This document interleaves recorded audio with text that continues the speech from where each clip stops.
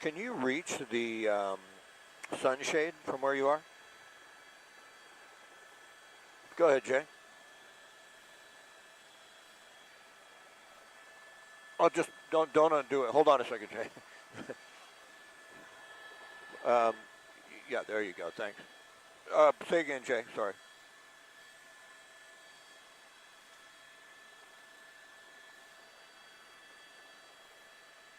All right. Okay. A little bit clear. Well, we might be okay here. Let me see where they're at. Yeah, that way a little bit.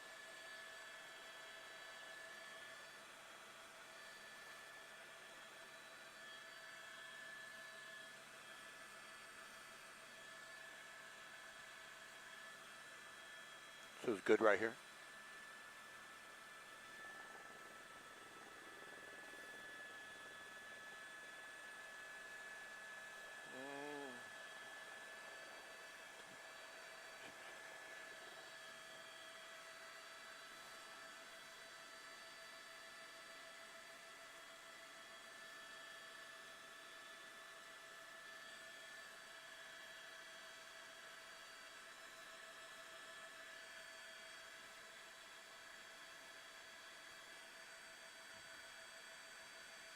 There, keep it out your window. You can sort of tell. You'll have to go a little bit further to the east, so to keep them in sight as you see them go around the bend there.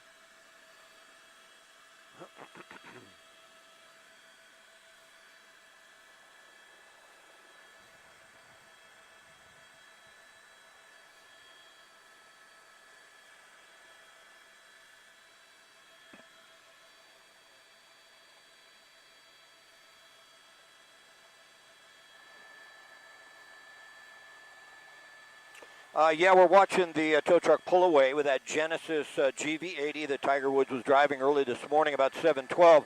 When he lost control of that vehicle for some reason, heading northbound on Hawthorne Boulevard, coming down the hill, the vehicle did overturn at least once. It went through oncoming, or I should say into the opposite direction of traffic. Fortunately, there was no other vehicles on.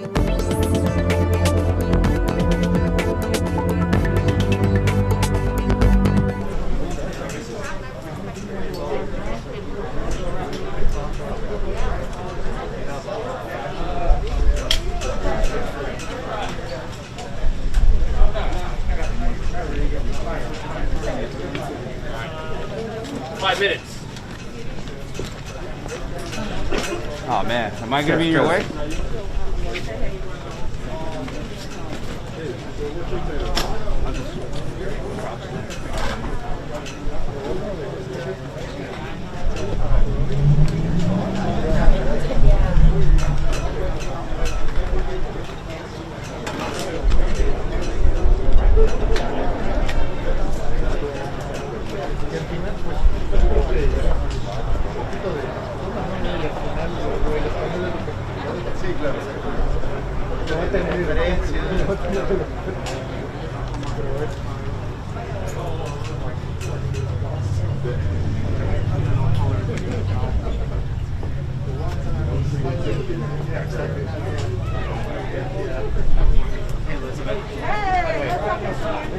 Can you give us something to take it live? Can you give me a line?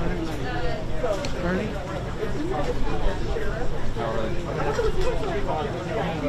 How much battery do I have? It's okay. I hear you, Pablo.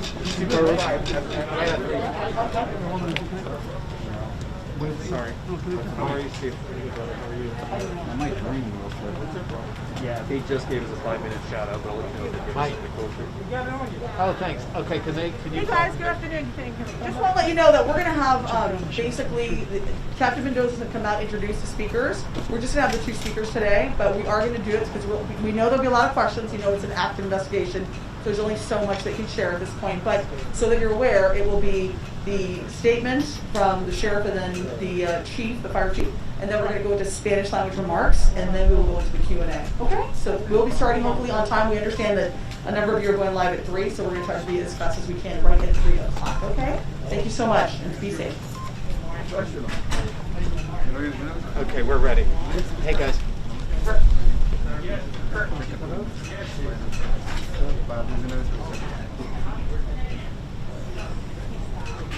I do. Do you hear me? Mic check, mic check. The lock on your desk. On the left side. Keep your mask, double mask on. Two. I do. I'm talking to you guys. Mic check, mic check.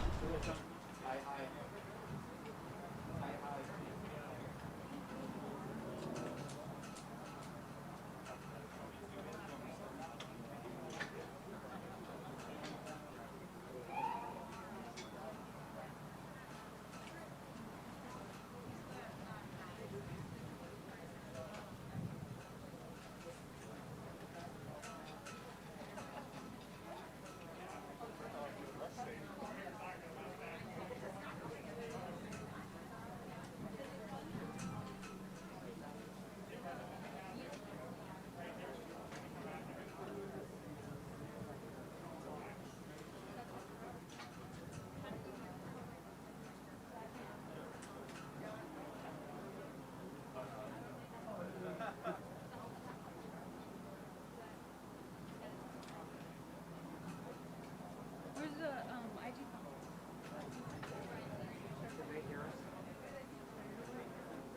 Oh, that.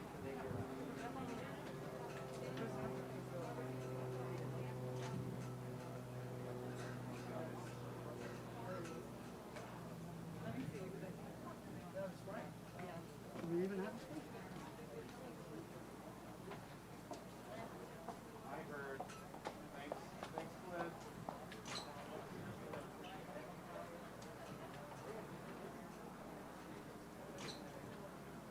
For the meeting of IFB4. I do. Thank you.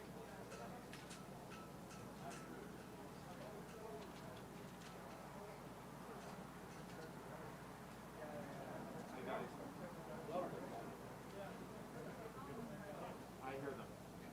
They're hearing me. They're talking to me. IFB4 now.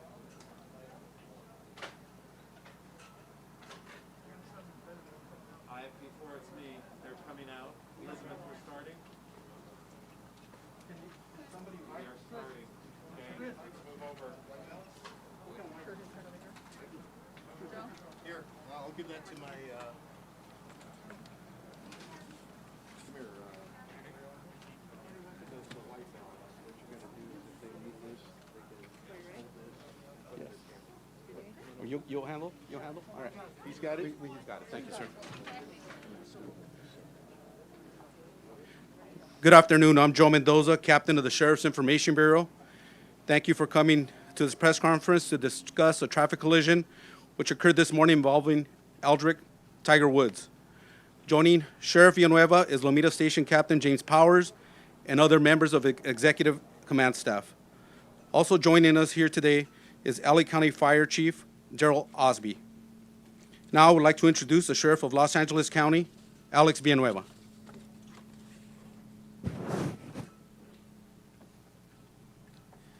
Thank you, Captain Mendoza. Today at 7:12 in the morning, Lomita Sheriff Station received a call of a solo vehicle collision in Harbor or Hawthorne Boulevard, north of Palos Verdes Drive. We arrived on scene at 7:18 a.m. and discovered the solo vehicle collision, and the sole occupant was, again, Tiger Woods. And deputies, at the time, they did not see any evidence of impairment, anything that of concern. Obviously, the life-saving measures that had to be taken for the occupant of the vehicle, and Chief Osby will speak to that regard. And it was a solo vehicle. Unfortunately, during the course of the investigation of this, there was another traffic collision that happened with people being looky-loos. But that, thankfully, there was no injuries associated with that. The vehicle traveled several hundred feet from the center divider at the intersection and rested on the west side of the road in the brush. Sustained major damage to the vehicle. You've seen all the images of that. And with that, our Lomita Sheriff Station will be conducting the traffic investigation, and it'll take from days to several weeks to get the whole thing together. Once the investigation is completed, we will provide a detailed report. It'll be available based on Public Record Act request, and we will not discuss it any further after that point. But at this point, I want to introduce Chief Darrell Osby, LA County Fire Department.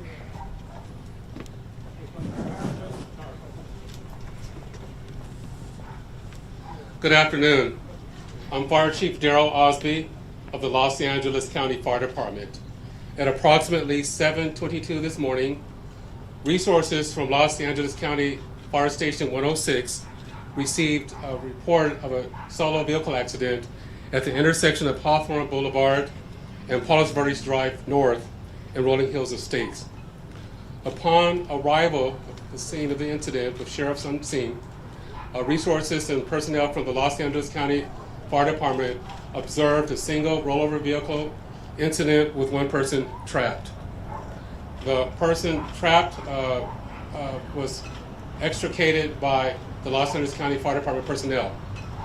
Earlier, it was stated that the jaws of life was utilized to extricate the person trapped. It was later determined by our personnel that a Halligan tool, which is used for prying, and an axe was also used to pry the person free from the vehicle. The person was packaged at the incident in stable condition with serious injuries, and because of the fact that they needed to be extricated, they were transported to Harbor UCLA Hospital because of the extrication, and Harbor Hospital is also a trauma center. As indicated earlier, there's also a second vehicle accident with no injuries. Thank you. And the vehicle involved is a 2021 Genesis. It's a mid-size SUV. Para español, a las 7:12 de la mañana en la calle Hawthorne, rumbo al norte, por la intersección de Palos Verdes Drive, hubo un accidente automovilístico de un solo vehículo donde el vehículo volcó varias veces y cayó a las orillas del lado oeste de esa intersección. Y el ocupante era el golfista Tiger Woods y fue extra removido del vehículo y entonces fue transportado por los bomberos al Hospital General en Harbor. Y eso es lo que tenemos en español. No hay evidencia que hubo algún impedimento o embriaguez de alguna forma, y la investigación se va a ser hecho por aquí por los detectives que investigan los accidentes de tráfico, y eso van a tener un reporte entre unos días a unas semanas, a hacer el reporte completo, y va a estar disponible después que eso se acabe. So let me switch now to Q&A, English or Spanish. Chief Osby, if we could start with, good afternoon, Brother Sheriff, sorry. Could you explain a little bit more? You were talking about the impairment, that there was no evidence of impairment. Can you be more specific about that? And you also made mention that life-saving efforts were performed. Can you be more specific about that? Well, if the deputies arrive on scene, there's a vehicle that's rolled over, there's someone inside the vehicle, they can't remove them. Obviously, okay, so that's was he unconscious or conscious? We'll leave it at that. He was alive, and he was conscious, and that's the extent of that. What about the evidence of the impairment? You said there was no evidence. There was no evidence of impairment, so subsequent to that, we're not going to make any, there was no effort to draw blood, for example, at the hospital. Nothing was removed from the scene or found at the scene?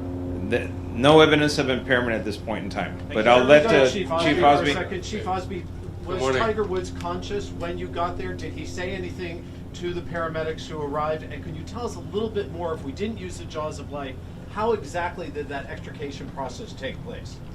Okay, the information I got back from my personnel and the things that they do is they would do a scene assessment. It was brought to my attention that he was conscious. Now, exactly what was said is unknown, but he was conscious. Our personnel make an assessment to make a determination of their level of consciousness, make sure that they're breathing, control any serious bleeding, and then control and address any serious injuries. It was brought to my attention that he had serious leg injuries, and that was assessed at the incident. The jaws of life are used as part of a package to extricate people that are trapped in vehicles. But it was later determined and brought to the attention that the jaws of life were not used to extricate Tiger Woods. We used a Halligan tool, which is a tool used for prying, and we also used an axe to pry him from the vehicle. He was taken from the vehicle with a collar and backboard for spinal precautions. He was had the proper splints. Because of the nature of the incident being a solo vehicle rollover and the fact that it required an extrication that met trauma center criteria, the nearest trauma center to the area is Harbor UCLA Hospital, where he was transported in serious but stable condition. Which leg? That I do not know. It was my understanding that he had serious injuries to both legs. Both legs. Chief, this was his decision to go to Harbor UCLA, or you took him to the closest emergency room. Given his condition at the time, was it that severe? That's what you had to do? The determination of where to be transported was made by the paramedics and the captain unseen. The reason that Tiger Woods was transported to Harbor UCLA Hospital is because it's a trauma center criteria. Because of the nature of the incident, it was a solo roller vehicle and the damage to the vehicle, and then it also required him to be extricated. That's one of the criteria that meets trauma center criteria. Therefore, he was transported to the nearest trauma center, which is Harbor UCLA Hospital. Was he airlifted, and can you tell us if he had injuries anywhere other than his legs, and were any of those injuries critical? It was he was not airlifted. There were no other life endangering injuries to my knowledge.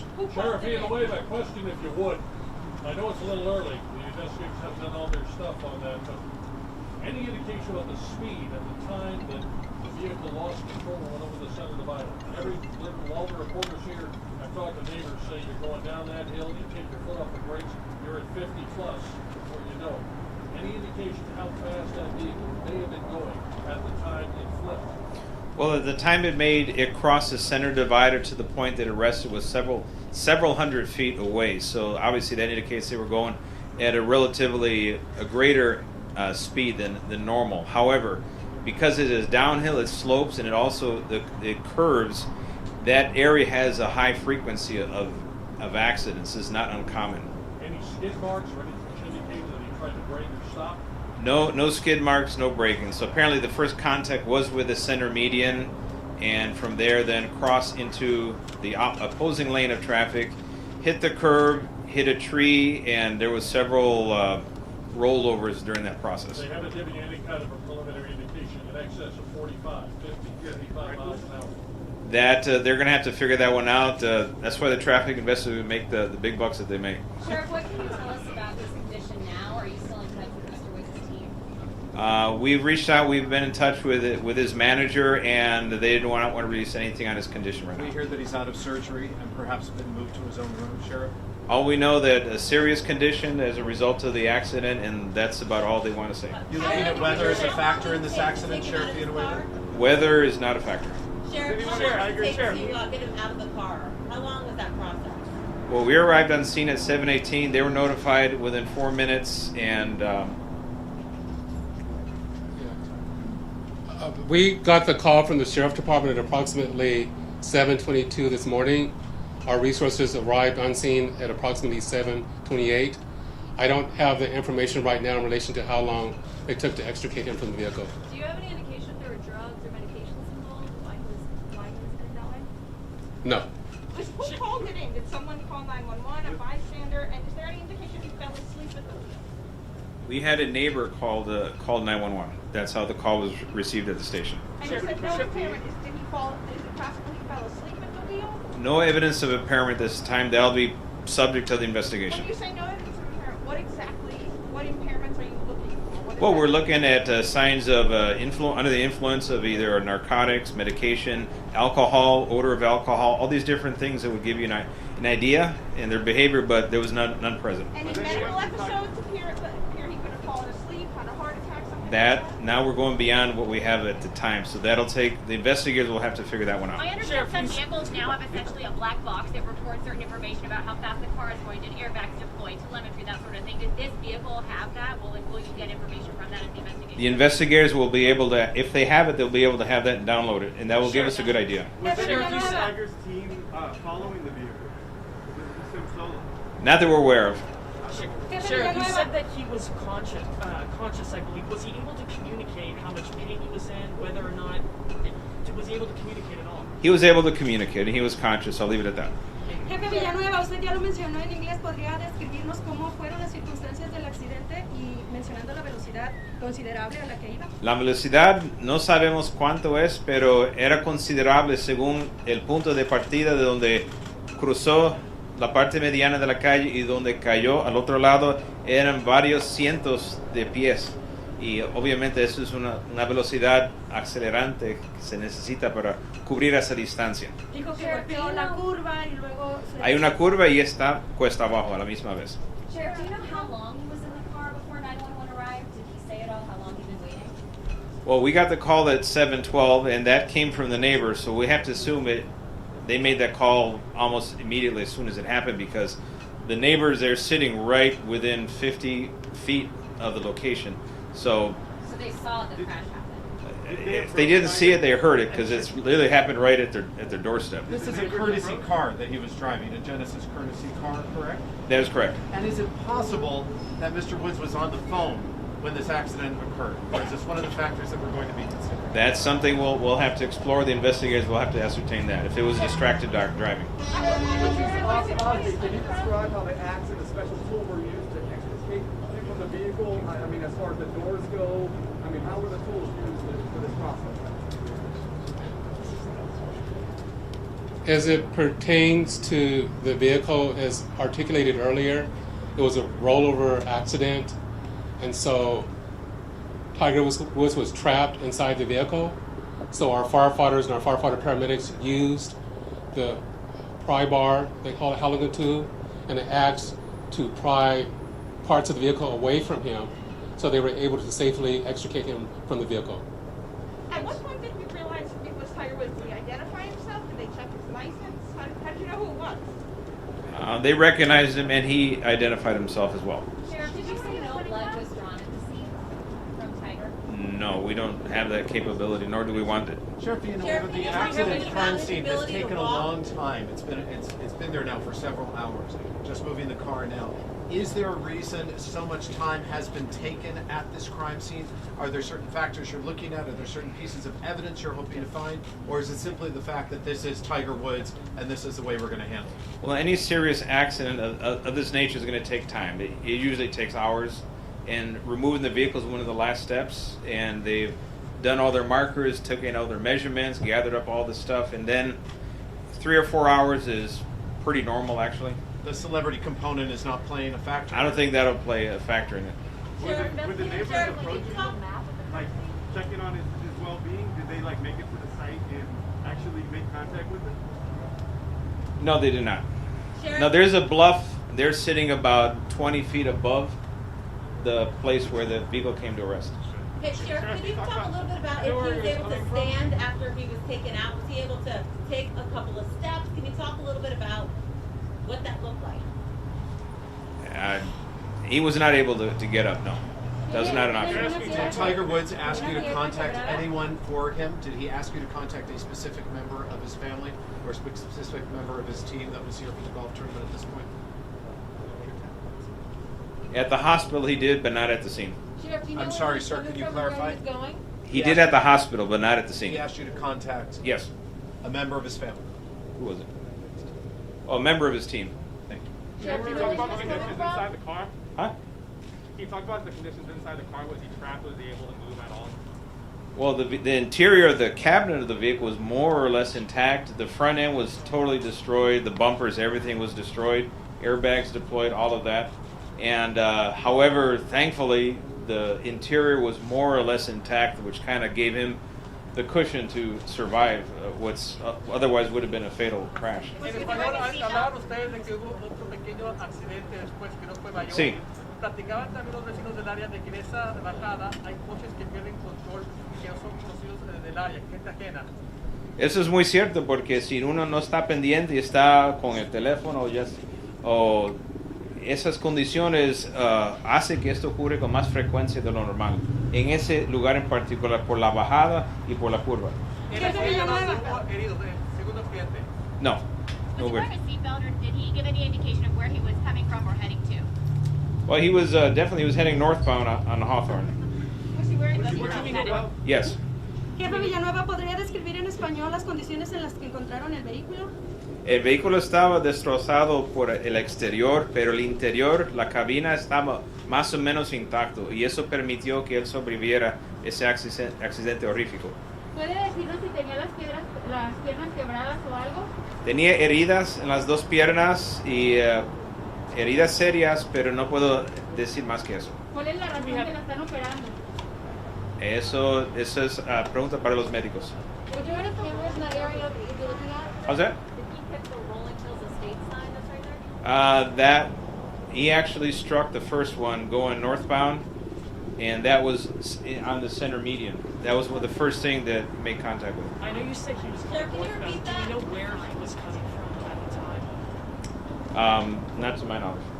Sheriff, there's some reports that he was seen speeding earlier in the day. Have you heard those, and will you be conducting any other interviews following up on those? That would be up to traffic investigators and the relevancy. Three more questions. Sheriff, can you say that speed was a factor in this? Well, like every accident in that area, when it's downhill on a curve, you know, the speed, the vehicle code 22350 says unsafe speed for driving conditions. Typically on an accident, when it's a factor, that is one of the sections that is cited. And sometimes just because that's the posted speed limit, if there's a wet road, for example, that doesn't mean your speed limit is fixed there. You actually have to slow down even lower than that for the conditions of the road. So downhill on a curve is something that it's a lesson for everyone. You got to be aware of this. So speed is a factor. And then if you could, can you just kind of paint the picture for us again? Because I know you had answered a question, but just some clarity. He's coming down off of a hill. Speed, we think, is a factor. What's the first thing he hits when he loses control and goes over the vehicle? Can you kind of walk us through the sequence of events there? From what I understand, the first thing was when he made contact with the center median, it would be the welcome to Rolling Hills Estate sign. That's the first thing he hits is the sign. And that's in the center median. There's actually two signs. He hit the first one, the southernmost of the two signs, and then he winds up going across southbound lanes into the brush on the other side. And he hits a tree, is that correct? Yes, there's a tree about 8-inch stump, and that one was sheared. Sure. You talked about the fact that he communicated to you. Can you describe to us his pain threshold at the time? This is a man who has to be rushed into surgery today, and his legs are damaged. Was he in shock? Was he in tears? Was he in excruciating pain? How can you describe his reaction to those who first got him? I would leave that up to Chief Osby on that one. Yeah. Once again, Darrell Osby, Fire Chief, Los Angeles County Fire Department. I can't respond to the specifics of Tiger Woods. I mean, some of those questions are personal and need to be released from him or whomever's representing him. The only thing I can tell you from my experience of working in public safety for the past almost 4 decades, that anytime you're involved in a single vehicle accident like this with rollover and that level of damage and broken legs and lacerations, that you're going to be in severe pain. What was your concern then, Chief, when he was injured and you're transporting him? How concerned were those paramedics to get him to the hospital in a certain amount of time? The fact of the matter is that he was a serious condition, but he was stable enough to transport to a trauma center. If the injuries are more dramatic and they couldn't control an airway, then they would have transported him to the nearest facility. But the fact that he was stable enough to be transported to a hospital farther away, which was the most appropriate hospital to be transported for because of the nature of the injuries, the nature of the incident says that it was a very serious injury. He met trauma center criteria, but he wasn't so serious that he needed to be transported to the nearest hospital for immediate life-saving procedures. Chief, there's an LA County fire captain who says that he was able to stand as they assisted him out of the vehicle. Is there any truth to this idea that he was able to stand? I cannot respond to that statement. I don't know. I will. Chief, just Here we to go. clarify, Here we is go. he still at that same trauma center now, or is he was transferred in trauma? It's my understanding that he's still at the Harbor UCLA Hospital, and no statement has been allowed for release yet. Be released yet. Actually, before Deputy Gonzalez was actually the first deputy on scene, so he can perhaps clarify some of the questions that you may have. Good afternoon. I'm Deputy Gonzalez. I'm assigned to Lomita Sheriff's Station. I'm the handling Deputy Carlos Gonzalez. I was the first unit on scene, and I'm the handling deputy for this current traffic collision. Deputy Gonzalez, could you speak to that question? There's an LA County fire captain who says that Tiger Woods was able to stand as they assisted him out of the vehicle. Is there any truth to the idea that he was able to stand? Unfortunately, Mr. Woods was not able to stand under his own power. Our partners at LA County Fire were able to extricate him from the vehicle, and they put him onto a backboard. When I arrived on the scene, Mr. Woods was seated in the driver's seat. I made contact with him, and I ensured that he was able to speak to me. At that time, he seemed that as though he was still calm and lucid. I made the determination that it would be safer to wait for LA County Fire to help remove him instead of trying to remove him myself. I kept Mr. Woods calm until LA County Fire arrived on scene. What did you do to keep him calm, Deputy? I spoke to him. What was the conversation? Can you share it with us, please? I asked him what his name was. He told me his name was Tiger, and at that moment I immediately recognized him. I asked him if he knew where he was, what time of day, just to make sure he was oriented. He seemed as though he was lucid and calm. Was he concerned about his injuries? He didn't seem concerned of his injuries at the time, which is not uncommon in traffic collisions. Many times people tend to be in shock. It's a traumatic experience, so it's not uncommon for people to be focused on unimportant things, or even if they are in pain, they might not feel it until much later. So was the incident caught on your body cam? Yes, my body camera was used per department policy. Deputy, in the photos of the airbags, there's blood. We're trying to figure out everything that you're seeing. Did you see any injuries on him anywhere other than the legs, as you were just assessing him on site? I did observe injuries. I can't speak as to the nature of the injuries. I'm not a trained medical professional, so I can't speak to that. What I can say is that he was injured, and he was successfully removed and taken to the hospital. And you saw that he had a seatbelt on? He was wearing a seatbelt. And did he have lacerations as well as the leg injury? If he did, I was not able to see them due to his clothing. You've seen a lot of car accidents. Do you think this type of car saved his life, or do you think like a cheaper car wouldn't have had a good effect? As mentioned by the sheriff, that specific stretch of roadway is one of our trouble spots. Our locals in Rancho Palos Verdes and Rolling Hills Estates know that it's a hot spot for traffic collisions as well as speed. In my experience as a deputy who is traffic trained and works a traffic car, I have seen many collisions. The nature of his vehicle, the fact that he was wearing a seatbelt, I would say that it greatly increased the likelihood that it saved his life. Is this the worst accident you've seen on that stretch? I will say no, because I've been doing this for a while and I've seen fatal traffic collisions. So I will say that it's very fortunate that Mr. Woods was able to come out of this alive. Deputy Gonzalez, this is an accident-prone stretch, correct? We've seen a number of accidents on this specific stretch. Is that correct? This stretch of roadway is downhill, it's sweeping. Speeds there, the speed limit is 45 miles per hour. Myself, when I'm doing speed enforcement, I will sometimes catch people going 80 plus miles per hour. So it's more of a thing that this, people see a nice stretch of road and maybe they're not watching their speedometer, or maybe they're in a hurry. In your conversations with Tiger, were you ever concerned in the time that you spent with him of his pain threshold, or that he was going to lose consciousness at all? At the moment that I spoke to Mr. Woods, I was able to determine that it would have been safer for me to wait for LA County Fire because his condition seemed stable, and I did not want to risk further injuring him by trying to remove him myself. There was something floating around about like a bystander who went in and helped extricate him. Can you tell if there's any validity to that? So the neighbor that lives behind heard the collision and came down and was the one that directed me to the vehicle. As was indicated by the sheriff, there was another unrelated traffic collision that occurred several feet down the roadway, which I believe was due to people trying to look. And that also kind of distracted from what was occurring, because he was several feet off the roadway, so I think most of the attention that people were focused on was on the roadway. But there was no One more question. Deputy, can you describe what the thing looked like inside the car? Did he have enough space to move around, wiggle around? How did the passenger side look, and how did the passenger side look? As indicated by the sheriff, the interior passenger compartment of the vehicle was intact. The airbags did deploy successfully. Again, he was wearing his seatbelt. I think this also kind of speaks to the marvel of modern automobiles, and that they're much safer than they've ever been previously. Deputy, any idea how many times the vehicle flipped? We don't know that at this time. ¿Habla español? ¿Habla español? Sí.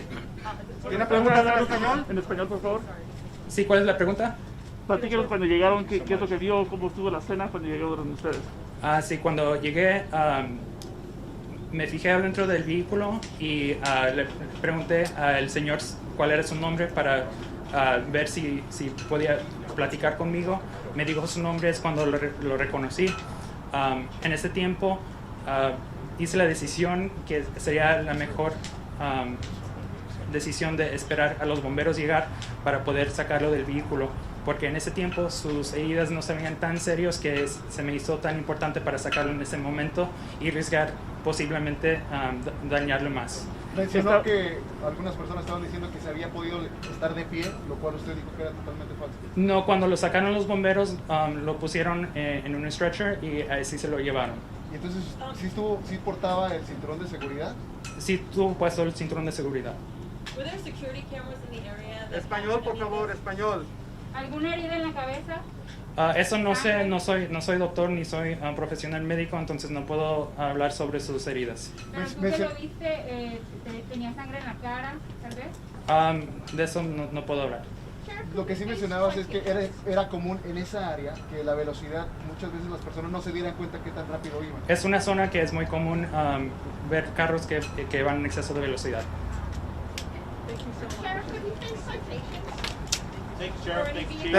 Thank you all for coming. This concludes our press conference. Thank you, officers. We're going. And with millions of families relying on the Canada-U.S. partnership, this is work we must do together. Just take the energy industry. Canadian energy workers power homes on both sides of the border. It goes to show that we're all better off for this partnership. Today, the President and I discussed leveraging supply chains and support for businesses to create good, well-paying jobs and help people who've been hardest hit get back on their feet. Ici au Canada, l'innovation et l'énergie propre occuperont une place cruciale dans notre plan pour rebâtir notre économie. Le président et moi avons discuté de l'importance d'une croissance propre afin de créer